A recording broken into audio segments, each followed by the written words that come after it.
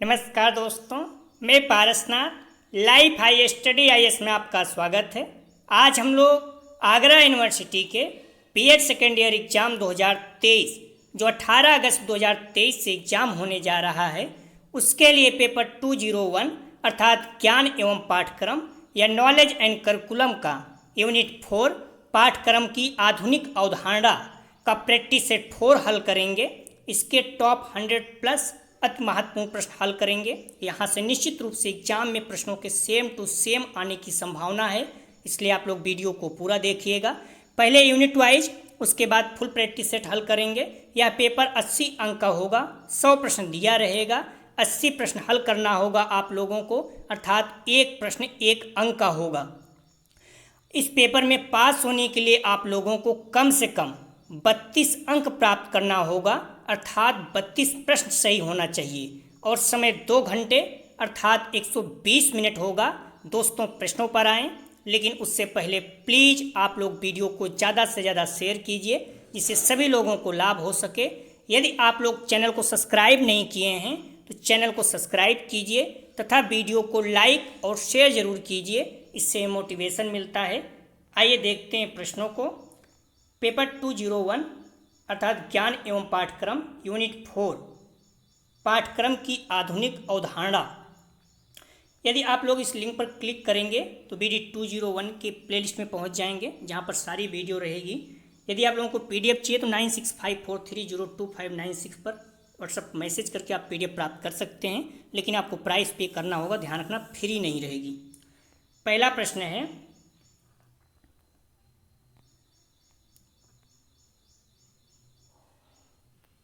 समावेशी शिक्षा किसके द्वारा प्रारंभ हुई? A NCF 2000, B NCF 2005, C NCF 2009, D इनमें से कोई नहीं। तो सही जवाब हो जाएगा B NCF 2005। अगला प्रश्न है, निम्न में किस स्तर की अभिकरण पाठ्यक्रम निर्माण में योगदान देता है? A जिला स्तर, B राष्ट्रीय स्तर, C राज्य स्तर, D उपयुक्त सभी।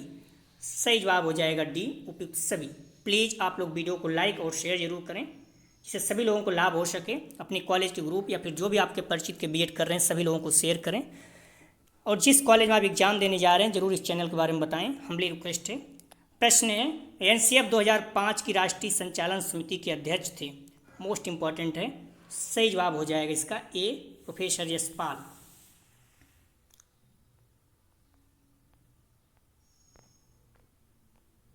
अगला प्रश्न है, NCF 2005 के राष्ट्रीय संचालन समिति में सदस्यों की संख्या थी? तो सही जवाब हो जाएगा, ध्यान रखना C 35। अगला प्रश्न है, 10+2+3 शिक्षा संरचना पूरे देश में अनिवार्य रूप से लागू की गई? तो सही जवाब हो जाएगा 5 का C NEP 1986 द्वारा। अगला प्रश्न है, ध्यान रखना NEP 2020 की संरचना क्या है? 5+3+3+4। 5 मतलब होता है 3 प्राइमरी और 2 कक्षा 1-2, 3 इसमें जोड़ेंगे 5 हो जाएगा, फिर 3 जोड़ेंगे तो 8, ये 4 जोड़ेंगे तो 12 हो जाएगा। बार बार पूछा जाता है, महत्वपूर्ण है 2020। राष्ट्रीय पाठचर्या की रूपरेखा 2005 किसके द्वारा तैयार की गई थी? तो सही जवाब हो जाएगा इसका B NCERT। अगला प्रश्न है, संसाधन विकास मंत्रालय ने किस दिन NCERT की कार्यकारिणी की बैठक को बुलाया था? तो सही जवाब हो जाएगा इसका, ध्यान रखना 14 जुलाई 2004। अगला प्रश्न है, राष्ट्रीय पाठचर्या रूपरेखा 2005 किन कक्षाओं से संबंधित है? तो सही जवाब हो जाएगा इसका, ध्यान रखना कक्षा 1 से 12। अगला प्रश्न है, निम्नलिखित में से कौन सा सिद्धांत राष्ट्रीय पाठ्यक्रम संरचना 2005 का एक सिद्धांत नहीं है? तो सही जवाब हो जाएगा इसका D निरंकुशता का सिद्धांत, संतुलन का विकास का सिद्धांत, समायोजन का सिद्धांत, रुचि का सिद्धांत है, लेकिन D नहीं है। महत्वपूर्ण प्रश्न है। अगला प्रश्न है, कौन सा सिद्धांत राष्ट्रीय पाठचर्या रूपरेखा 2005 का नहीं है? तो सही जवाब हो जाएगा D धर्म का सिद्धांत नहीं है, बाकी संतुलन के विकास का सिद्धांत, एकता का सिद्धांत, मानवता का सिद्धांत है। प्लीज़ आप लोग वीडियो को ज़्यादा से ज़्यादा शेयर कीजिए और लाइक ज़रूर कीजिए। यदि आपको PDF चाहिए तो 9654302596 पर आप व्हाट्सअप मैसेज करके PDF प्राप्त कर सकते हैं। आपको प्राइस पे करना होगा, लेकिन ध्यान रखना इसमें जो भी आगरा यूनिवर्सिटी और राजा महेंद्र प्रताप सिंह यूनिवर्सिटी से बीएड सेकेंड ईयर में आए हुए प्रश्न इस पेपर के सारे प्रश्नों को रखा गया है, प्रश्न महत्वपूर्ण प्रश्नों को रखा गया है। निश्चित रूप से यहाँ से 70 से 80 प्रश्न आएंगे, इसलिए आप लोग अच्छे से वीडियो को तैयार कर लीजिए। सबसे बेहतरीन जो पढ़ने का तरीका है, आप अच्छे से मॉडल पेपर बुक पढ़िए और बार बार प्रैक्टिस से हल कीजिए, लेकिन यहाँ से सेम टू सेम प्रश्न आएंगे, इसलिए सारे प्रश्नों को आप लोग तैयार ही कर लीजिए। प्रश्न है, निम्नलिखित में से कौन शिक्षण प्रक्रिया का भाग है? ए विद्यार्थी, बी शिक्षक, सी पाठ्यक्रम, डी उपयुक्त सभी। तो सही जवाब हो जाएगा इसका डी उपयुक्त सभी। अगला प्रश्न है, राष्ट्रीय पाठचर्या रूपरेखा 2005 को कितने अध्यायों में बांटा गया? ध्यान रखना, अध्याय में। सही जवाब हो जाएगा बी 5। अगला प्रश्न है, नीतियों का निर्माण किया जाता है? सही जवाब हो जाएगा 13 का डी, ए बी दोनों, संगठन और प्रशासन दोनों। अगला प्रश्न है, राष्ट्रीय पाठचर्या रूपरेखा 2005 के द्वितीय अध्याय का नाम है? आपने देखा 5 अध्याय में बांटा हुआ है, तो द्वितीय अध्याय का नाम है सीखना तथा ज्ञान। अगला प्रश्न है, प्रधानाध्यापक जन्मजात व निर्मित दोनों होता है या किसने कहा? तो सही जवाब हो जाएगा सी, पी.एन. रेन। अगला प्रश्न है, किस सामाजिक कारक की भूमिका पाठ्यक्रम में नहीं होती? सही जवाब हो जाएगा डी, शिक्षक की जाति। अगला प्रश्न है, माध्यमिक शिक्षा आयोग के अनुसार शिक्षा का कौन सा उद्देश्य नहीं है? सही जवाब हो जाएगा डी, धार्मिक प्रवृत्ति का विकास। बाकी तीनों हैं। अगला प्रश्न है, महात्मा गांधी ने बुनियादी शिक्षा पाठ्यक्रम का विकास कब किया था? सही जवाब हो जाएगा बी, 1937 में। अगला प्रश्न है, ध्यान रखना, 1937 में महात्मा गांधी ने वर्धा योजना शुरू की। इसको बुनियादी शिक्षा नई तालीम के नाम से भी जाना जाता है, परंतु इसका प्रचलित नाम बेसिक शिक्षा है।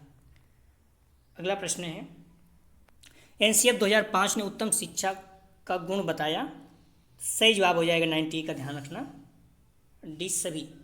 शिक्षा ग्रहणशील और निरंतर सीखने वाला हो, सामाजिक, सांस्कृतिक और राजनीतिक संदर्भों में छात्रों को समझ सके, छात्रों के साथ मानवीय संबंध स्थापित करने वाला हो, सभी इसका सही है।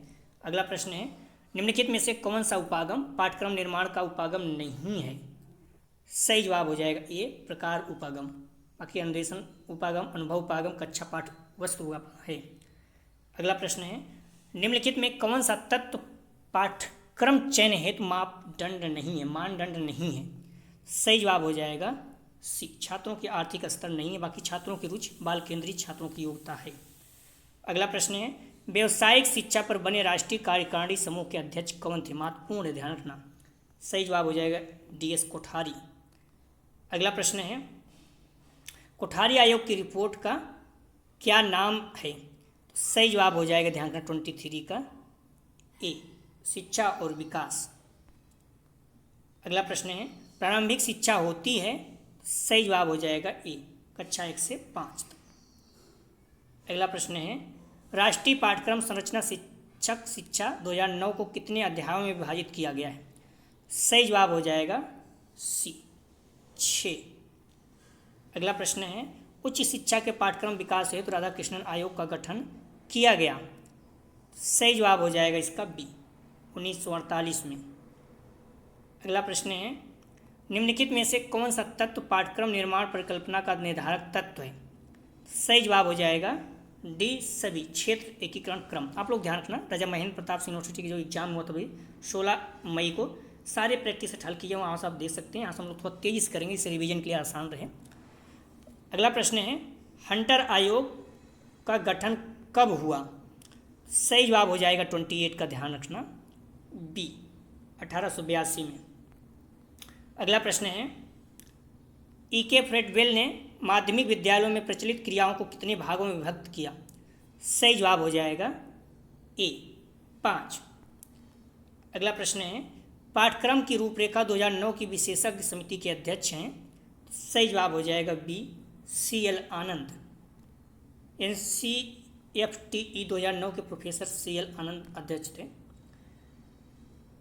NCERT ने रिपोर्ट के आलोक में NCFSE 2000 की समीक्षा की। तो ए सीख, बी बोझ के बिना सीखना, सी बोझ के साथ सीखना, डी उपयुक्त सभी। सही जवाब हो जाएगा इसका 31 का सही जवाब है, ध्यान रखना, बी, बिना बोझ के। NCERT ने रिपोर्ट के आलोक में NCFSE 2000 की समीक्षा की तो बिना बोझ के बिना सीखना। ठीक है, NCERT ने रिपोर्ट के आलोक में NCFSE 2000 की समीक्षा की। सही जवाब हो जाएगा बी, बोझ के बिना सीखना। 31 का सही जवाब है बी।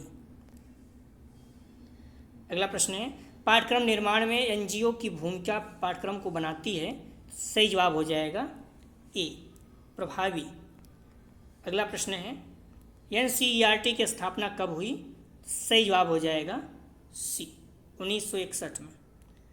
अगला प्रश्न है, NCF का पूर्ण रूप है? सही जवाब हो जाएगा सी, नेशनल करिकुलम फ्रेमवर्क। अगला प्रश्न है, NCF 2005 किसके द्वारा प्रकाशित किया गया? सही जवाब हो जाएगा ए, NCERT। अगला प्रश्न है, NCF 2005 के अनुसार शिक्षक की भूमिका क्या है? सही जवाब हो जाएगा 36 का सी, सुविधा प्रदाता। अगला प्रश्न है, NCF 2005 की राष्ट्रीय संचालन समिति के अध्यक्ष कौन थे? सही जवाब हो जाएगा 37 का बी, प्रोफेसर यशपाल। अगला प्रश्न है, NCFTE का पूर्ण रूप है, मतलब फुल फॉर्म है? सही जवाब हो जाएगा सी, NCF फॉर टीचर एजुकेशन। अगला प्रश्न है, NCFTE कब प्रकाशित हुई? सही जवाब हो जाएगा बी, 2009 में। अगला प्रश्न है, NCF 2005 में निर्धारित भाषा सूत्र है? सही जवाब हो जाएगा सी, 3 भाषा सूत्र। अगला प्रश्न है, NCF 2005 के अनुसार अधिगम है? तो सही जवाब हो जाएगा ए, सक्रिय व सामाजिक। अगला प्रश्न है, अध्यापक शिक्षा संस्थानों को मान्यता कौन सी परिषद प्रदान करती है? सही जवाब हो जाएगा बी, NCTE। बिना बोझ के सीखना किस समिति से संबंधित है? सही जवाब हो जाएगा सी, प्रोफेसर यशपाल समिति। अगला प्रश्न है, वर्तमान शिक्षा प्रणाली है? सही जवाब हो जाएगा ए, बाल केंद्रित। अगला प्रश्न है, बाल केंद्रित शिक्षा आधारित है? सही जवाब हो जाएगा 45 का सी, शिक्षा मनोविज्ञान पर। RTE अधिनियम बनाया गया? सही जवाब हो जाएगा 46 का डी, 2005 में।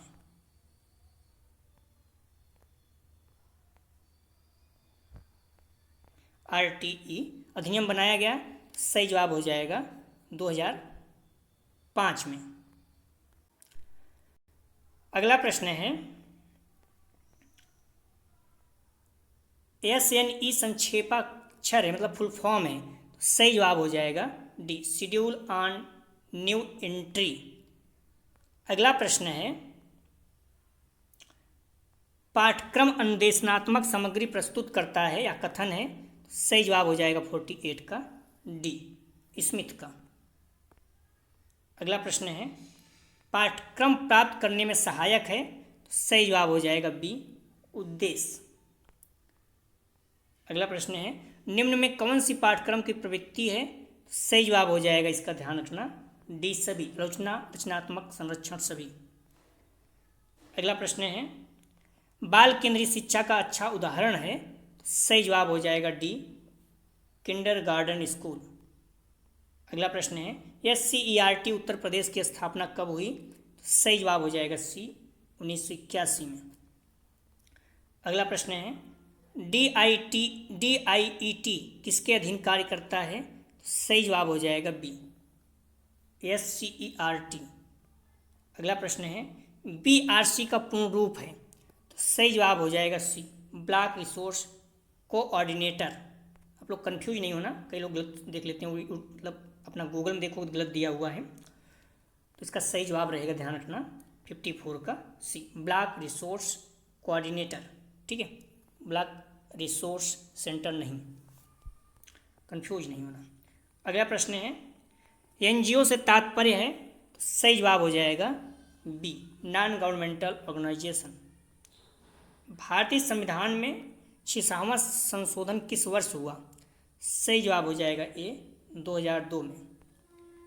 अगला प्रश्न है एनकेसी से क्या अभिप्राय है? सही जवाब हो जाएगा B, national knowledge commission, B इसका सही जवाब है।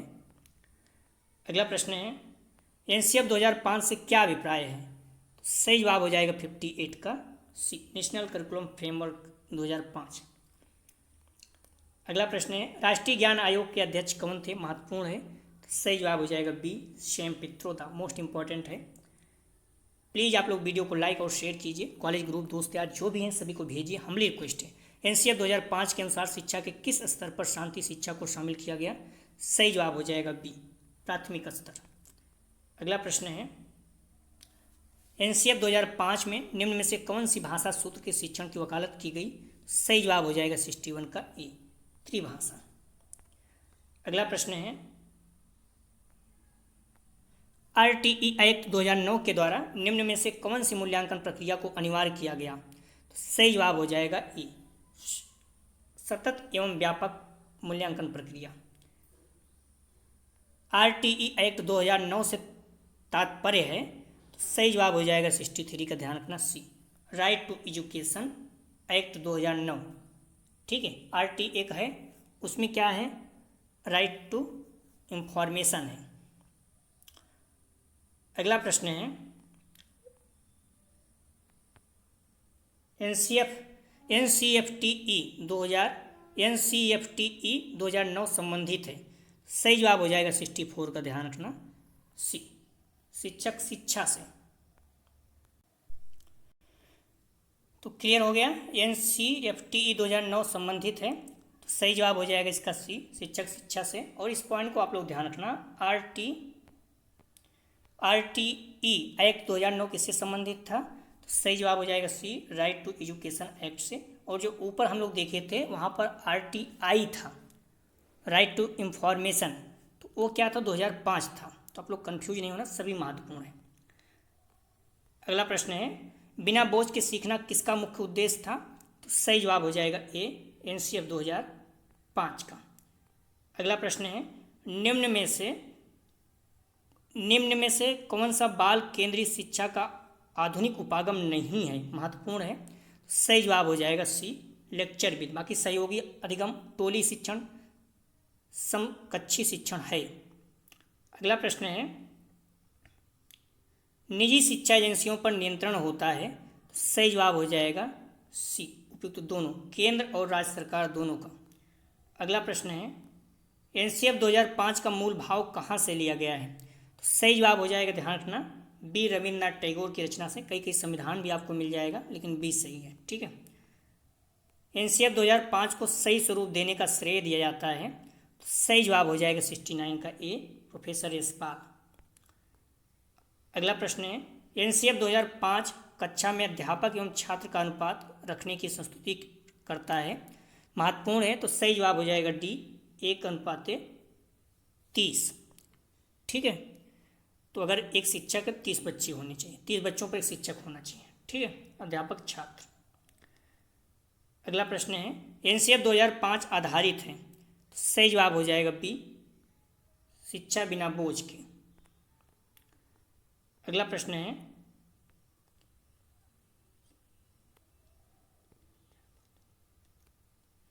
एनसीएफ 2005 के मुख्य सिद्धांत हैं, सही जवाब हो जाएगा 72 का डी, उपयुक्त सभी। लचीली परीक्षा प्रणाली, ज्ञान को वातावरण से जोड़ना, याद करने से बचना।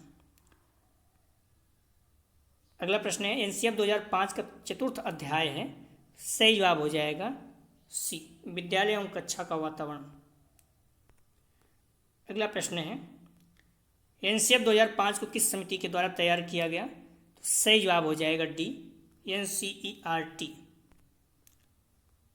एनसीईआरटी द्वारा वर्ष 1975, 88 और 2005 में प्रकाशित किया गया था। एनसीएफ को एनसीईआरटी द्वारा 1975, 1988, 2005 में प्रकाशित किया गया था।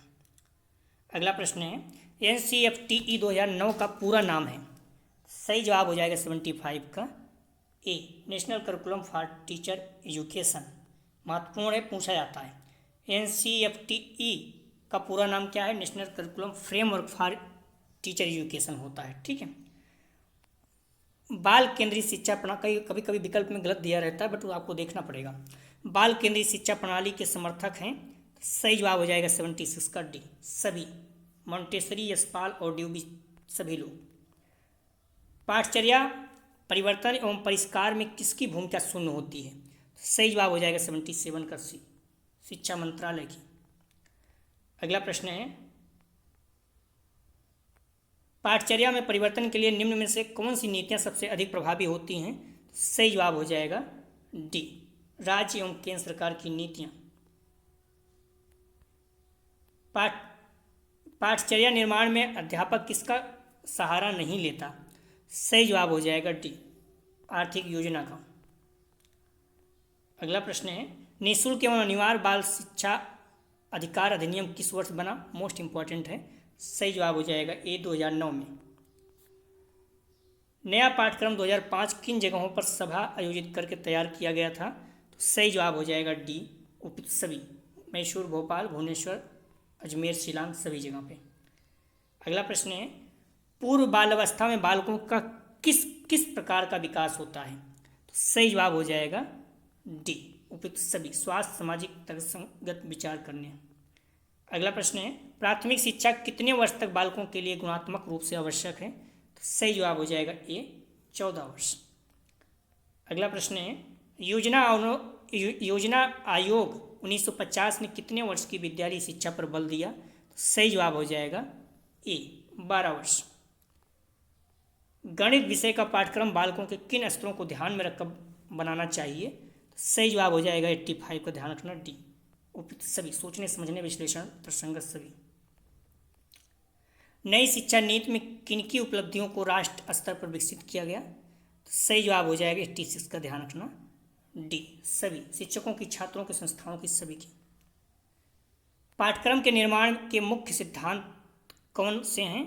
सही जवाब हो जाएगा 87 का डी, सभी, अनुभवों की पूर्णता, सरलता, विषयों का संबंध। पाठ्यक्रम आयोजित करने का मुख्य आधार है, तो सही जवाब हो जाएगा इसका सी, उपयुक्त दोनों, बालकों का आयु वर्ग और बालकों की मानसिक क्षमता। करिकुलम शब्द की उत्पत्ति किस भाषा से हुई? तो सही जवाब हो जाएगा बी, लैटिन। अगला प्रश्न है, लड़कियों हेतु पाठ्यक्रम में कौन से विषय रखे गए हैं? सही जवाब हो जाएगा, ध्यान रखना, 90 का डी, पाक शिक्षा, गृह कार्य, सिलाई कढ़ाई और स्वास्थ्य शिक्षा, सभी। राष्ट्रीय पाठचर्या रूपरेखा 2005 का उद्देश्य है, तो सही जवाब हो जाएगा डी, उपयुक्त सभी, विभिन्न प्रकार के अनुशासनों में संबंध स्थापित करना, बालकों के लिए सांस्कृतिक एवं अध्यापक विकास करना, परीक्षा को अधिक लचीला और एकीकृत बनाना। राष्ट्रीय पाठचर्या रूपरेखा 2005 का मुख्य बिंदु है, सही जवाब हो जाएगा डी, उपयुक्त सभी, व्यवस्थागत सुधार एवं परीक्षा प्रणाली, बालकों का विकास एवं सीखना, गुणवत्ता सुधार एवं परीक्षा प्रणाली। राष्ट्रीय पाठचर्या 2005 का सिद्धांत है, सही जवाब हो जाएगा 93 का डी, सभी, ज्ञान को विद्यालय के बाहरी जीवन से जोड़ना, रटने वाली प्रणाली से शिक्षा को मुक्त करना, सभी बालकों के लिए कक्षा में समावेशी वातावरण उत्पन्न करना। अगला प्रश्न है, एज ऑफ पॉवर्टी कहते हैं, सही जवाब हो जाएगा 94 का ए, पूर्ण किशोरावस्था। प्रतिभाशाली बालक की समस्या होती है, सही जवाब हो जाएगा 95 का डी, सभी, परिवार में समायोजन नहीं कर पाता है, विद्यालय में समायोजन, समाज में समायोजन, हर जगह उससे जुड़ा हुआ समस्या आती है। विशिष्ट बालकों के प्रमुख प्रकार हैं, तो सही जवाब हो जाएगा 96 का डी, दृष्टिबाधित, अस्थिबाधित और श्रवणबाधित, सभी विशिष्ट बालक में आते हैं। विशिष्ट बालक जो भी हैं सारे आप लोगों को याद होना चाहिए। विकास के परिणाम स्वरूप व्यक्ति में नवीन विशेषताएं और नवीन योग्यताएं प्रकट होती या कथन है, सही जवाब हो जाएगा 97 का ए, हॉर्लॉक का। अगला प्रश्न है, निम्न में कौन सा कारक व्यक्ति की बुद्धि या विकास को प्रभावित करता है? सही जवाब हो जाएगा 98 का डी, उपयुक्त सभी, भोजन, व्यायाम और ग्रंथियों की क्रियाशीलता। बालक के विकास की प्रक्रिया एवं विकास की शुरुआत होती है, सही जवाब हो जाएगा ए, जन्म से पूर्व, गर्भावस्था से ही शुरू हो जाती है। जब बच्चा माँ के गर्भ में रहता है तभी से उसका विकास प्रक्रिया शुरू हो जाती है। विशिष्ट बालकों से तात्पर्य है, सही जवाब हो जाएगा इसका ए, प्रतिभाशाली बालक।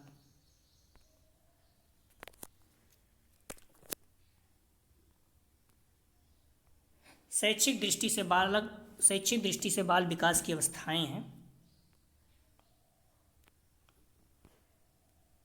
शैक्षिक दृष्टि से बाल विकास की अवस्थाएं हैं तो सही जवाब हो जाएगा डी, शैशवावस्था, बाल्यावस्था और किशोरावस्था। प्लीज़ आप लोग वीडियो को लाइक और शेयर कीजिए, अपने कॉलेज ग्रुप दोस्त यार जो भी हैं सभी को शेयर कीजिए। सारे महत्वपूर्ण प्रश्नों को रखा गया है, सारे प्रश्न एग्जाम में आ सकते हैं। किस आयु वर्ग की लड़कियां तेजी से बढ़ती हैं? सही जवाब हो जाएगा ए, 12 से 14 वर्ष। पाठ्यक्रम का निर्माण किस प्रकार की योग्यताओं के अनुसार किया जाता है? तो सही जवाब हो जाएगा डी, इन सभी के अनुसार, रुचियों के अनुसार, योग्यताओं और क्षमताओं के अनुसार। पाठ्यक्रम का निर्माण किस प्रकार की योग्यताओं के अनुसार किया जाता है? करिकुलम के अंतर्गत केनिथ रिचमंड के अनुसार कौन कौन से विषय विद्यमान रहते हैं? सही जवाब हो जाएगा डी, सभी। कार्य की योजना संबंधी, अध्ययन कोर्स संबंधी साधारण विषयों के विषय। शिक्षा बेरोजगारी के विरुद्ध एक प्रकार का बीमा होना चाहिए। सही जवाब है 105 का ए, महात्मा गांधी के अनुसार। महत्वपूर्ण इस पॉइंट को ध्यान रखना आप लोग, जो कथन इस तरह से रुचिकर रहते हैं पूछ लेता है। शिक्षा बेरोजगारी के विरुद्ध एक प्रकार की बीमा होना चाहिए, तो महात्मा गांधी ने कहा था, ए इसका सही जवाब है। मूल पाठ्यक्रम का आधार क्या होता है? तो सही जवाब हो जाएगा इसका डी, उपयुक्त सभी, छात्रों की रुचि, योग्यता और छात्रों की आवश्यकताएं। किस भाषा नीति में पाठ्यक्रम को स्थान दिया गया? तो सही जवाब हो जाएगा ए, 1968 में। भारतीय शिक्षा आयोग 1952-53 जिसका प्रसिद्ध नाम हंटर कमीशन था, जिसने, सही जवाब हो जाएगा ए, माध्यमिक स्कूलों में असली विषयों की सिफारिश की। अगला प्रश्न है, विषय के विशिष्ट क्षेत्रों से संबंधित पाठ्यक्रम क्या कहलाता है? सही जवाब हो जाएगा ए, निर्दिष्ट पाठ्यक्रम। छोटी कक्षाओं के लिए उपयुक्त है। सही जवाब हो जाएगा ए, कहानी विधि। माध्यमिक स्तर के कुछ पॉइंट देख लीजिए। माध्यमिक स्तर के लिए क्रिया विधि उपयुक्त मानी जाती है। अध्यापक में वांछित शिक्षण कौशल का विकास करने हेतु सूक्ष्म शिक्षण उपयोगी है। भारतीय संविधान में भारतीय नागरिक के लिए निर्धारित कर्तव्य 11 हैं। पंचवर्षीय योजना 1951 में प्रारंभ की गई थी। दृष्टांत देना, मृदु अध्ययन। 10 वर्षीय विद्यालय शिक्षा कार्यक्रम की अनुशंसा कोठारी आयोग शिक्षा आयोग की। डाल्टन विधि, प्लान विधि का सूत्रपात हेलेन प्रकाश किया था।